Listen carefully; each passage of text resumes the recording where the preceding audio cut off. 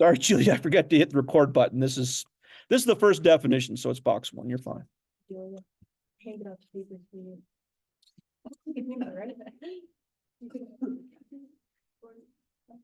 All right. Yellow is what you need to remember, and the bottom where it says R is the common ratio. If it's big, fancy, schmancy definition, what's that really saying right there that I'm pointing to in red? But what is it? No, well, it's an equation, but what is it? Asking what is it? Not read it. Okay. It's saying if you want to know what the common ratio is, you pick that are next to each other. That's what it means. Hey, pick 2 of these A's right here. They got to be next to each other and divide them. But they have to be in a specific order. What's the order? Right over. So that'll be right over left. So pick 2 consecutive numbers to right over left. That's what this mess right there just means right there. Okay. Why are you not clicking? Okay. So to go to the next term, if it's a geometric sequence, right, we're supposed to take any number and the number to the right and use division. So I take 27, I take the number to the right of that, right? If that's a sub 4, I take the 1 and a to the n minus 1, right? Which would be 9. Do that division, and if that number is always the same number, then it's geometric. Okay, makes sense? Nothing challenging there. All right, just as we did with arithmetic formulas, we get about 4 formulas. We're gonna get the same number for this one, right? We'll start off with the duh one, right? This was called the recursive formula. So the recursive formula, big fancy words for, hey, you want to know what number you are? Look to the previous one and multiply by the common ratio. So it is a not very unique formula. It says if you want to find a number of the sequence, look to the previous one and multiply by the common ratio. Geometric sequence is defined as a sequence of numbers where every number is multiplied by a common ratio. Therefore, if you want to find a number, take the previous one, multiply by the common ratio. That's all that says. To find a term, take the previous term and multiply by the common ratio. So for instance, in our geometric sequence right there, if I want to find 27, I'm supposed to finish a sentence. If I want to find 27, I'm supposed to, somebody help me, take the previous term, which is 9, and multiply by the common ratio, which is 3. 9 times 3 is 27. Seems kind of silly, like, well, but that's how it's defined recursively. Tonight for homework, you'll get a couple of these. These are pretty straightforward. They have to tell you the previous term and the common ratio for you to use this formula.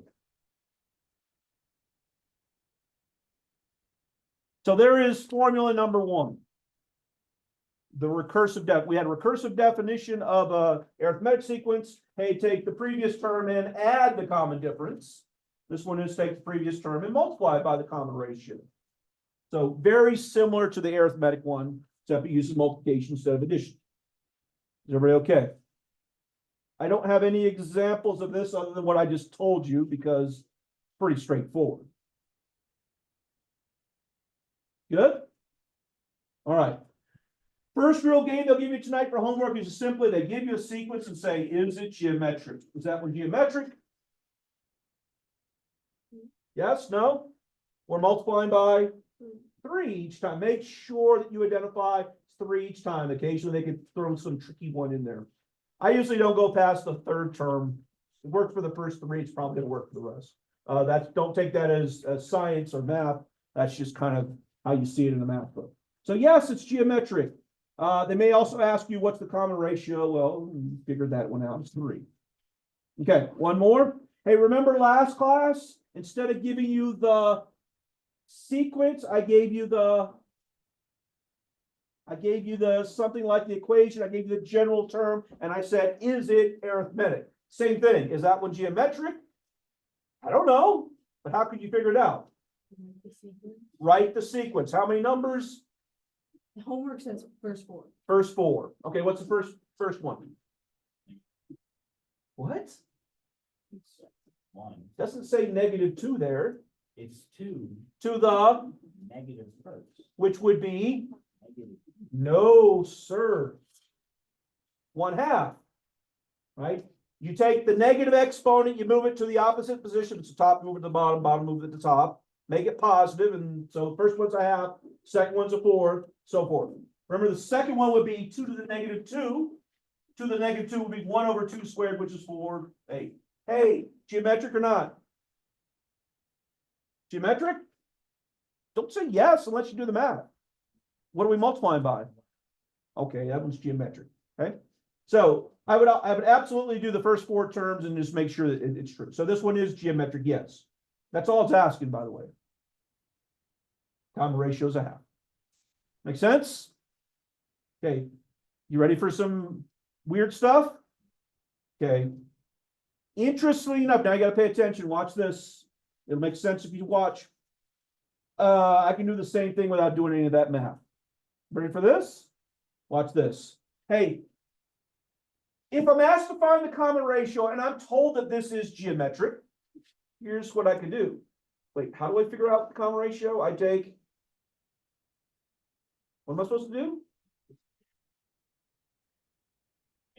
I take any term, continue,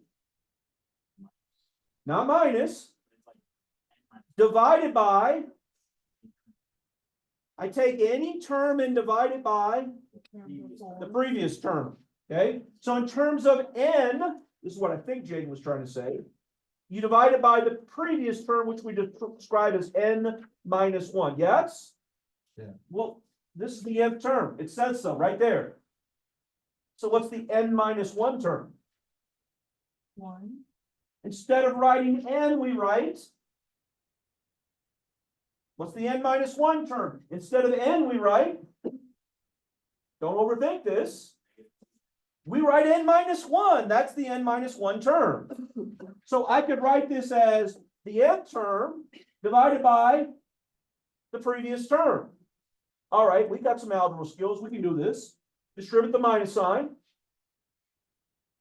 Okay. Like this on the bottom? Could we move this to the top? Could we move the denominator to the numerator? Could we? How would we do that? How do you move something from a bottom to a top? No. Oh, well, okay, yes. 1/4. How do I move the 4 to the top?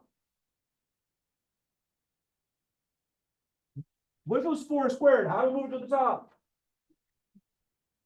I take the bottom and physically move to the top and make the power negative. So that would be 4 to the -2. So how do I move this to the top? He's already distributed the minus sign, but yes, I'm going to take the bottom, I'm going to rewrite on the top the 2, but I'm going to change all the signs. In other words, I'm going to subtract the exponent. This is the rule of exponents. Division is top minus bottom. Okay, see what I did right there? Now I got common bases, I don't need to write 2 again. Subtract, which turns that into turns this right here into and that to a minus, okay? And what's n minus n? So I'm left with, which is the common ratio, which is a half.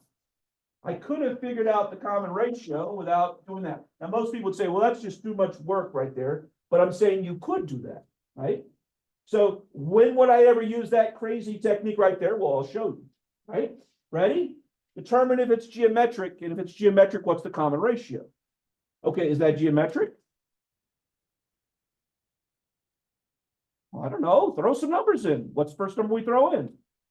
And you would get 12. Throw the next one, which would give you not that big, 48, and you agree that you could do some more. So if it's geometric, what's the common ratio? It's 4, right? So could we use the previous technique to figure this out from the very start? We could, right? So we believe the common ratio, well, we know the common ratio is 4 right here, but I can use that same technique. We think about n and n minus 1. Well, here's your nth term right here, and we're supposed to divide this by.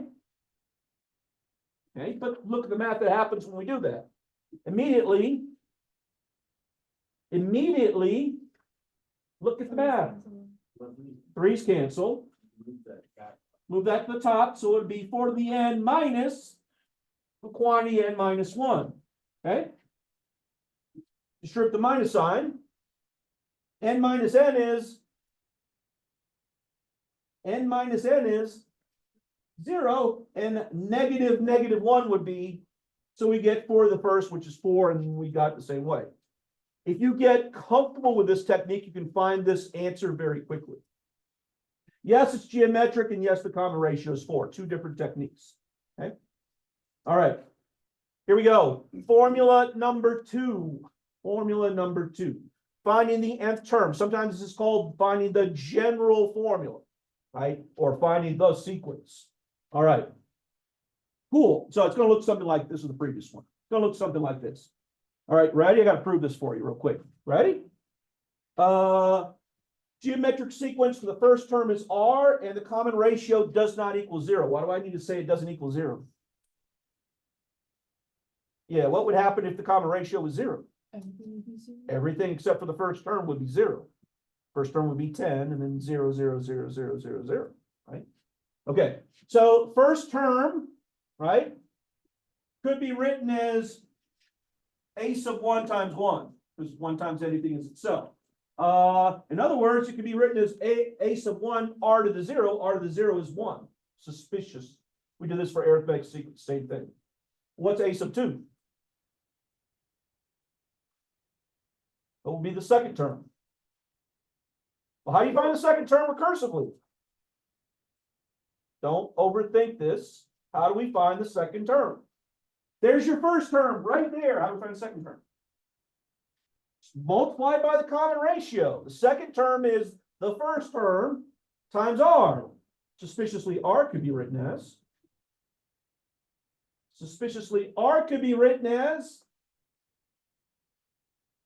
How do we find the third term? Say again. I was thinking somebody was going to say we could write it as the second term times the common ratio, but she's jumping ahead one step. Well, the second one right here can be written as a to the 1 times r, but now I have 2 r's, and that would be. Okay. See where I'm going with this? All right, follow the pattern. What's the fourth term? Okay. Not just r to the third. First term times r to the third power. This pattern would continue and continue and continue. So what's the nth term? Do I do a fourth? Yeah, I do a fourth. Say it again. A1 times r to the n minus 1. Boom. Guess what we're going to call this? We just proved it, by the way. The n. This is the nth term, right? This is the formula for the nth term. So the nth term of a geometric sequence is sitting right there. Take the first term, multiply it by r to the n minus 1.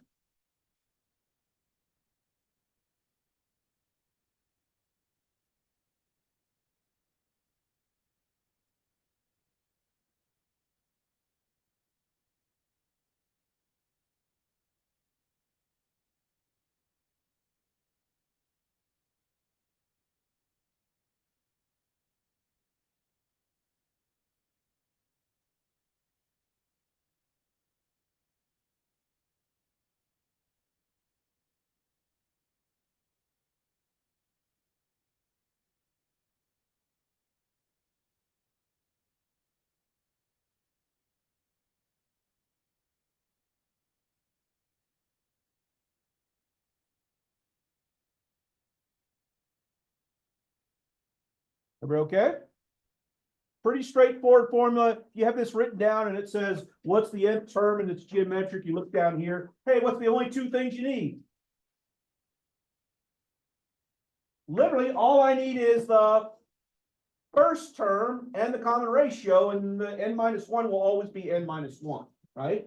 I just need the first term and the common ratio. The n will be whatever number you're looking for. I'm looking for the 21st term. Hopefully not. Right? Here's your example, right? Geometric?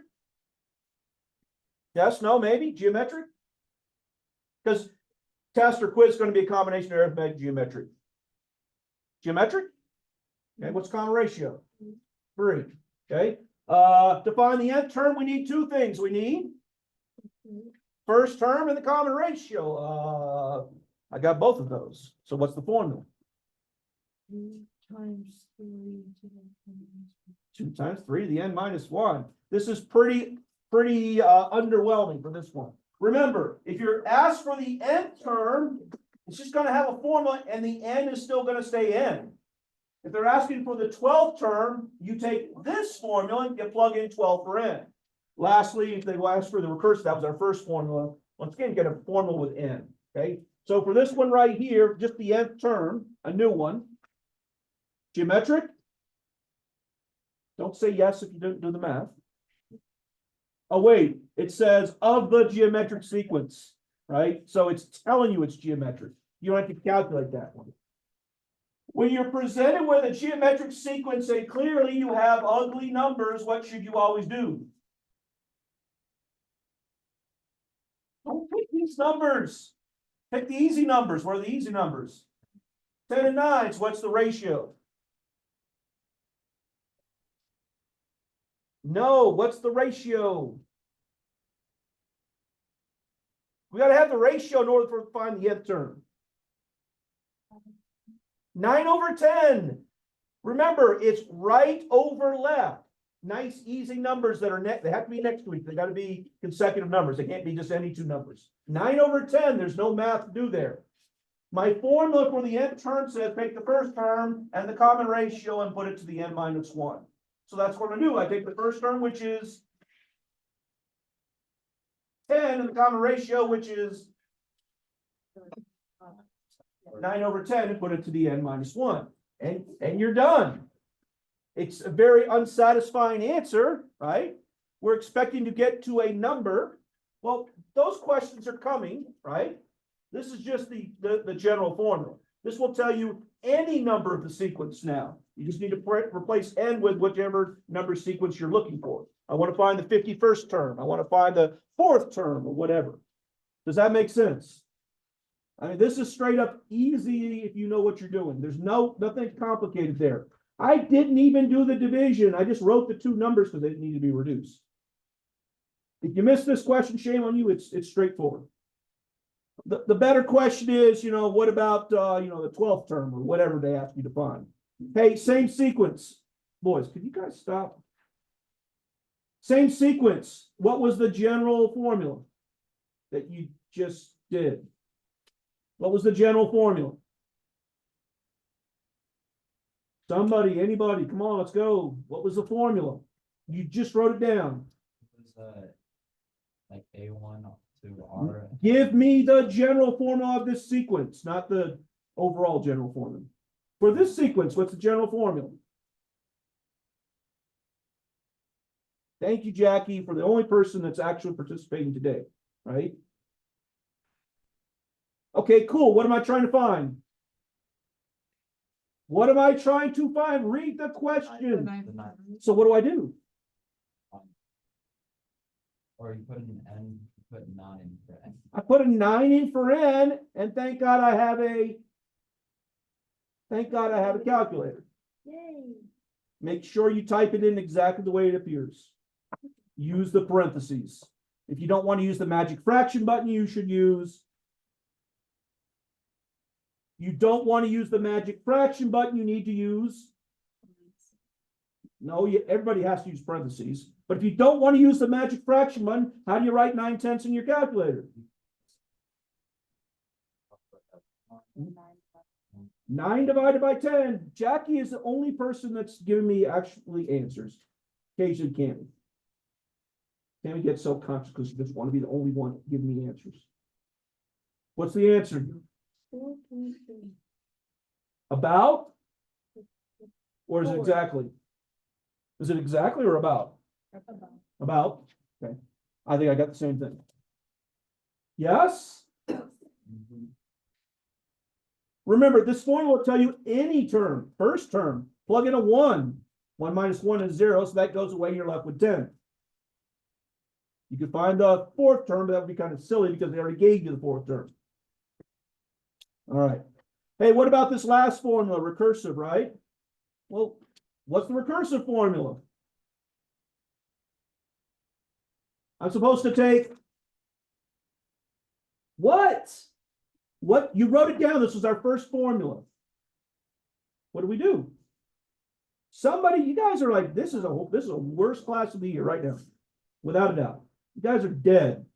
Wake your butts up, participate. Let's get through this class. What's the recursive formula? It was the first formula you wrote down.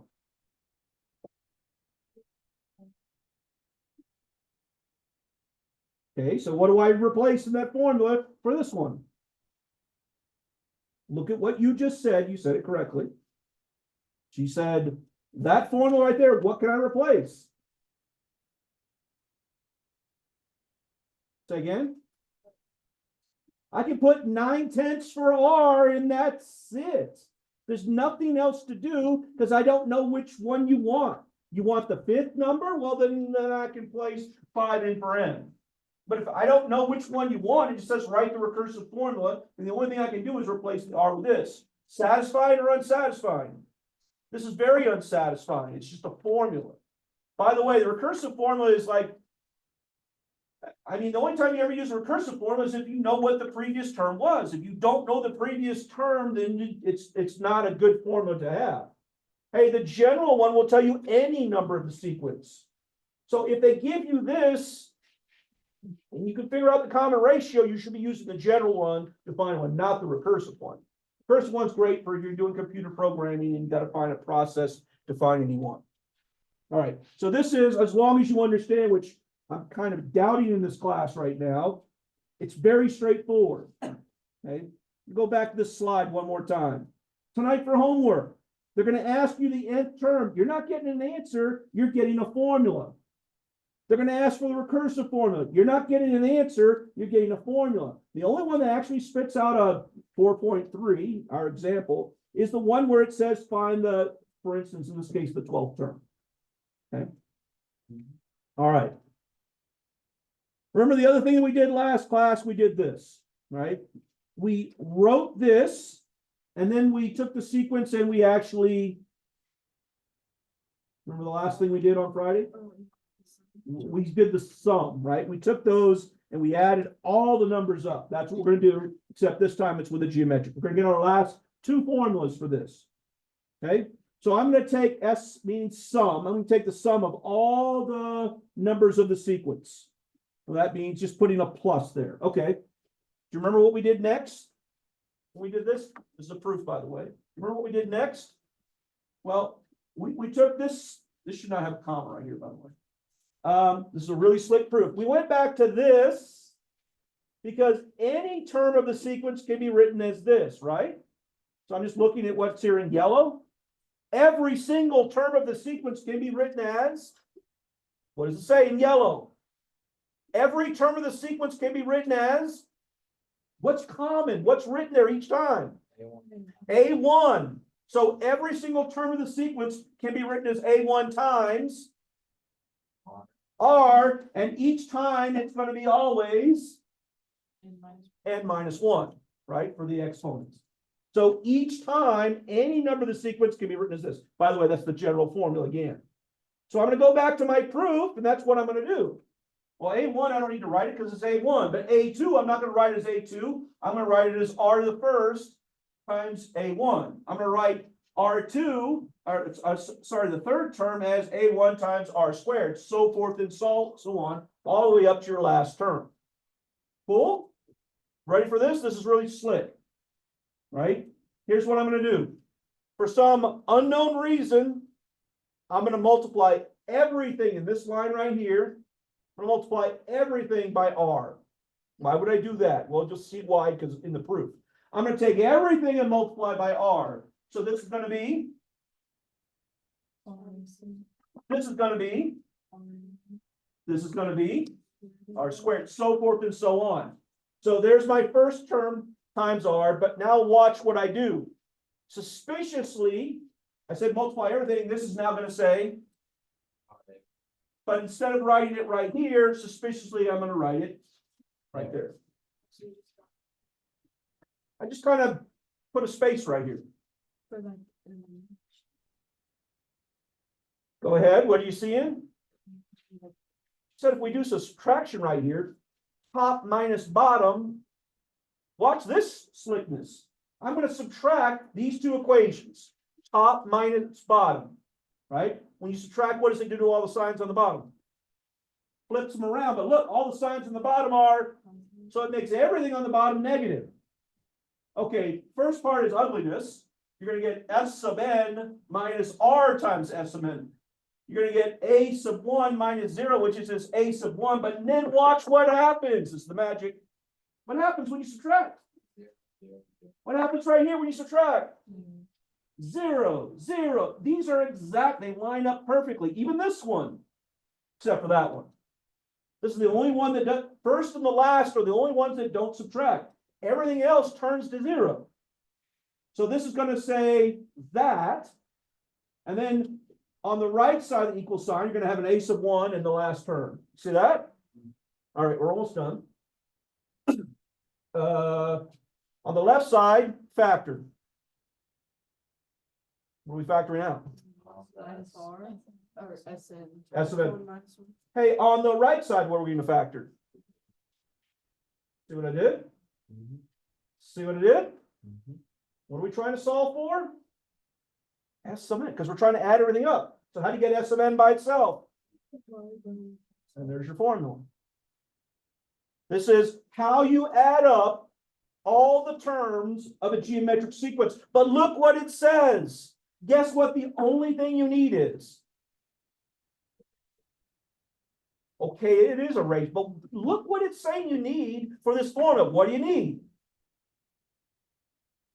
The combination. I need the common ratio. What else do I need? The first I need the first term, and what else do you need? N. What is n? How, not the nth number. It's just how many terms. So now I can add up the first 20 terms of the geometric sequence as long as I know the first term, the common ratio, and how many terms there are that I'm adding.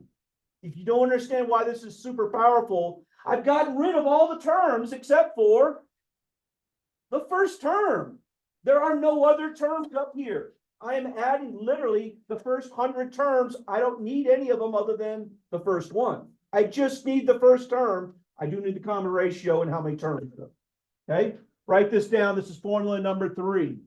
Okay, you see this big ugly mess right here? This is in sigma notation.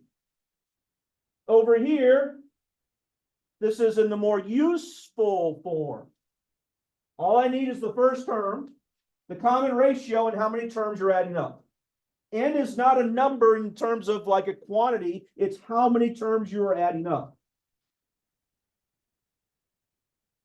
The book will put both of these. The yellow one is the useful one to do your homework with.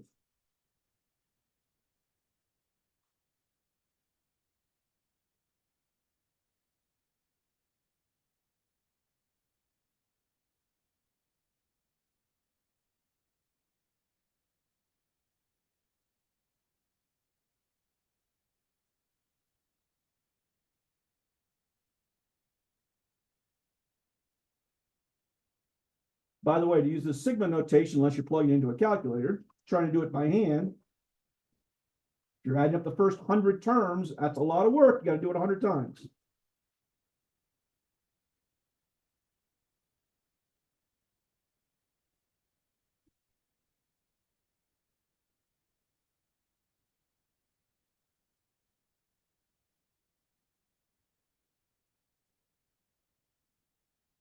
Notice these don't even look remotely alike. This would let KB1, and that's your first term, KB2, that's your second term, all the way up to your nth term. But this formula is way easy to use.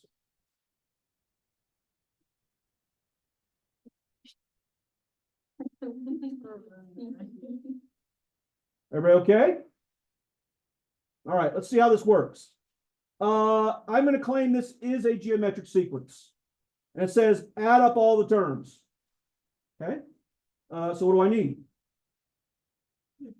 I need the first term, which is, I need the common ratio, which is 2. Right? I don't need the last term. I don't even care about it. I just need the first term, the common ratio, and how many terms. Hey, how many terms are there? If he tells you there's n terms, he ain't getting rid of the letter n. N's going to stay there. If this had said 10, you're adding up 10 terms, right?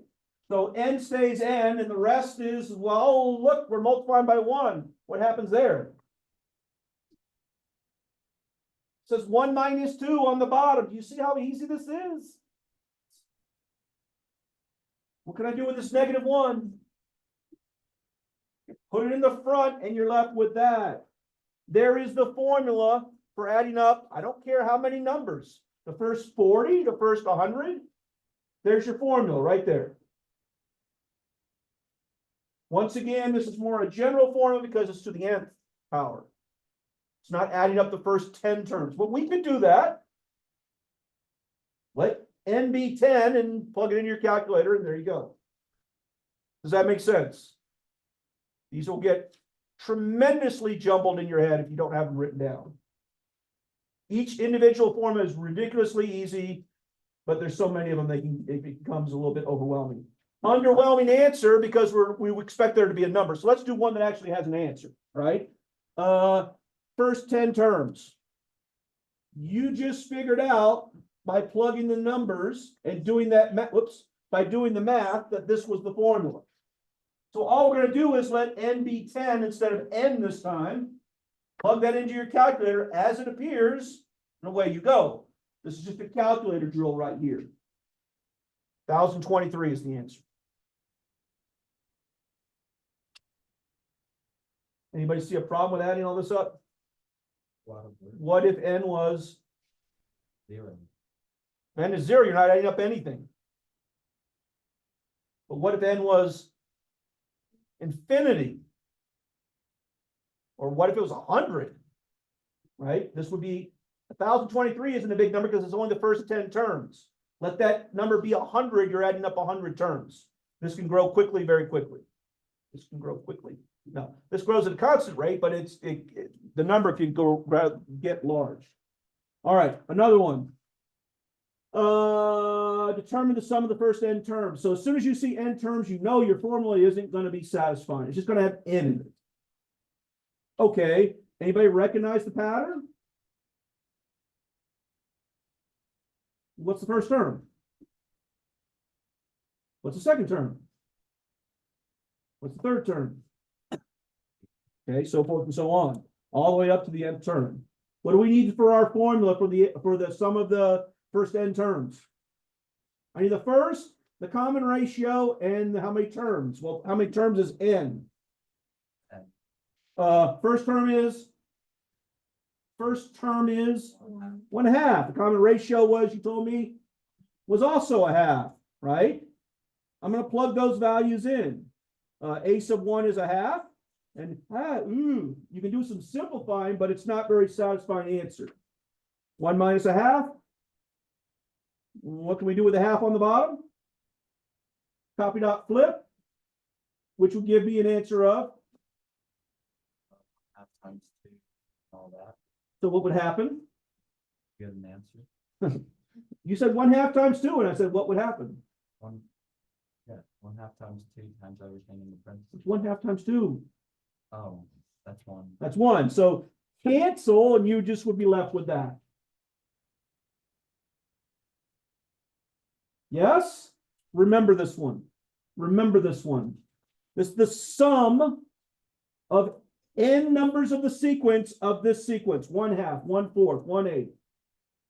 Can you remember this? We're going to need it here in a couple slides. Let's remember 1/2. Got it. 1 minus 1/2 to the nth power. Got it. Okay. All right. Underwhelming answer. Right? You ready for this? Right? This is Cammy's question. This is a calculus. This is where calculus starts. Right? In calculus, You're not ready for this answer, by the way. No one is. First time you ever see this. This is scary. Like, I'm not joking. This is a scary answer. This is a mathematical scary answer. What was this? What was the formula? 1 minus 1/2 to the n, which is the general term for how we add all this up. Jamie said, what would happen if n was infinity? Guesses? How many numbers am I adding up? What happens with, are they all going to be positive? All real numbers, which are So what happens when you add up an infinite number of positive numbers? all real numbers. No, you get to an answer. You don't get to an infinite number of numbers. You get, add up 5 numbers. You don't get 5 numbers. You get 1 number. Add up an infinite number of numbers. What do you get? No solution. You get 1 number, and Canby says that number is, you're not ready for this. This is scary. You ready for this? I'm going to add up how many numbers? An infinite number of numbers. Intuition says the answer would be, because they're all positive, it should get me to infinity. You don't stop, you never stop adding. You get to an answer, you add some more. You get to that answer, you add some more, and it never stops. You ready for your life to change? All right, here we go. Do you agree that I would just let n be infinity? And why would you call me at this moment? Mr. Chartier. She's on her way. Chloe, you're going to miss the most important part of your life. What? Yes. Okay. I'm getting wound up about this a little bit. Okay, so here we go. What's 1/2 to infinity? Somebody with a calculator. What's 1/2 to the 100th power? All real numbers. It is not. It's 1 number, Landon. Can you tell him to just be quiet? You're telling me when I add 4 numbers, I get 4 numbers as an answer? I got roughly 7.9 times 10 to the negative. Times 10 to the negative. 31st. Now do it to the 200th power.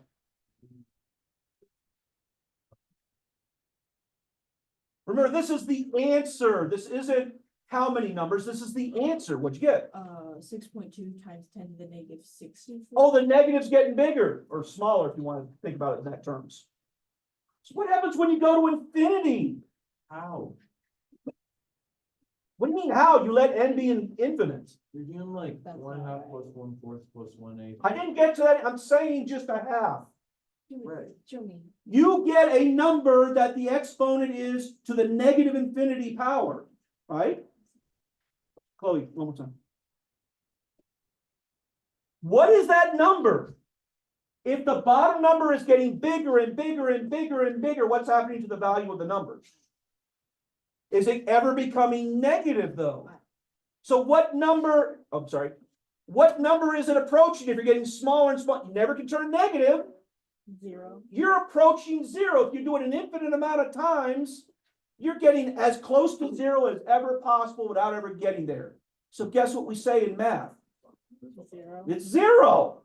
Is it really 0? No, but is it so close that it wouldn't make a darn bit of difference? It's like saying you have in your bank account $10.0000000001. Are they going to give you that 0.00001 or they just round it to 10? We're going to round it to 0. So in other words, guess what that turns into? Well, this part. That turns into 0. So guess what happens when you add up all of these numbers? You get to 1. And that's the mind-blowing thing, is that we added an infinite number of numbers, and yet we got to a finite number. And that number isn't even big. That number is just 1. And by the way, this isn't pseudo math. This is actual math. That if you add up all of these numbers, you get to 1. You don't even get to anything less than 1. We're going to run out of time. You need to write down this formula, right? This one right here.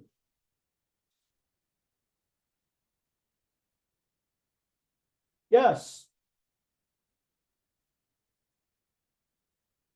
Where is it? Okay. Right here. Right there. In yellow. This is how you add up an infinite number of numbers. First and foremost, Jackie, who was on fire today, said that this only works if R is a proper fraction. If R is a proper fraction, that means the common ratio, you will never go to infinity or negative infinity. You only ever go to a finite number. This doesn't mean you're adding up an infinite number of fractions. You could be adding up anything. Hey, if R is greater than 1, then guess where you go? If R is greater than 1, guess where you go? Common ratio is now bigger than 1. Guess where you go? I'm adding up 2, 4, 6, 8. I'm sorry, 2, 4, 8, 16, 32. Guess where you go then? If I add up these numbers, 2, 4, 8, 16, guess where you go? That one goes to infinity. Guess what happens if you add up these numbers? Negative infinity. What's the difference between this and the one that we just did? Fractions. If R is, and they say the absolute value, if R is a fraction, proper fraction, not improper, you go to a finite number. If R is bigger than 1, absolute value, you either go to positive infinity or negative infinity.